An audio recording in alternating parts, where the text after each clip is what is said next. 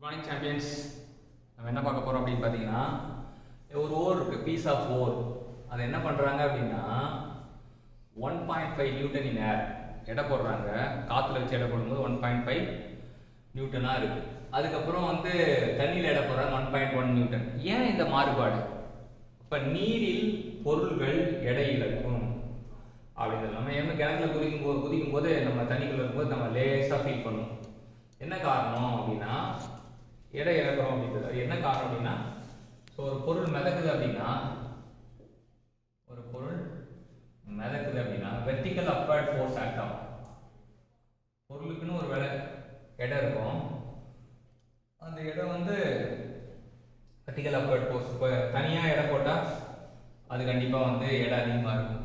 ஏன்னா 1.5 நியூட்டன் காற்றுல, தண்ணியில் போடும்போது 1.1 நியூட்டன். அதுக்கு வித்தியாசம் தான் பயான்சி ஃபோர்ஸ் சொல்கிறாங்க, vertical upward force. So 1.5 minus 1.1 போட்டிங்கன்னா 0.4 நியூட்டன்.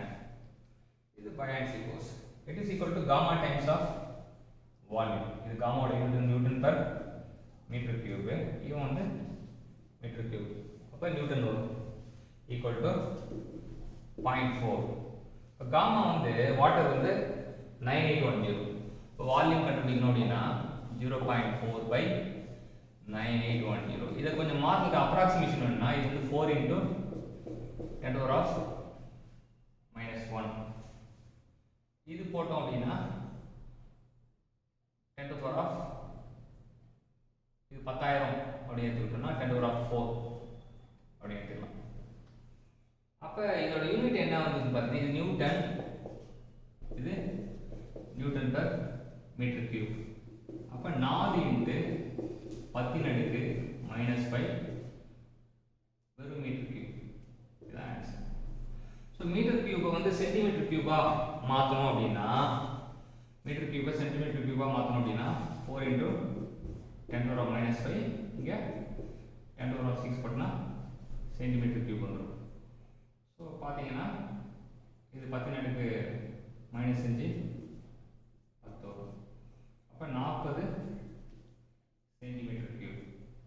மீட்டர் கியூப் பார்த்தா 4 × 10⁻⁻5, சென்டிமீட்டர் கியூப் பார்த்தா 40. இது மில்லிமீட்டருக்கு மாற்றணும்னா அகைன் 40 10 கியூப் போகணும், மில்லிமீட்டர் கியூப். அப்போ 40,000 மில்லிமீட்டர் கியூப். நமக்கு 3 ஆன்சரும் நம்ம கம்பேர் பண்ணும்போது 40,000 மில்லிமீட்டர் கியூப் இருக்கா? இல்லை, 40 மில்லிமீட்டர் கியூப் தப்பு.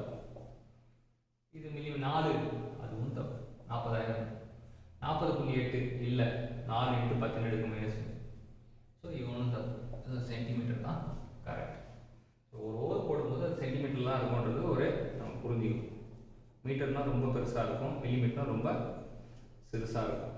ஸோ மில்லிமீட்டர் சொல்லும்போது 40,000 மடங்கு வருது, சென்டிமீட்டர் 40. இது அப்ராக்சிமேஷனாக 10 எடுக்கிறது. 9,810 10,000 எடுத்துக்கும். ஸோ அப்போ ஈஸியாக 40 பக்கத்தில் உள்ள வேலை 40 சென்டிமீட்டர் கியூப் ஈஸியாக கண்டுபிடிக்கும். ஸோ இது என்னன்னா அப்ராக்சிமேஷன் ரொம்ப முக்கியம் இந்த மாதிரி ப்ராப்ளத்துக்கு.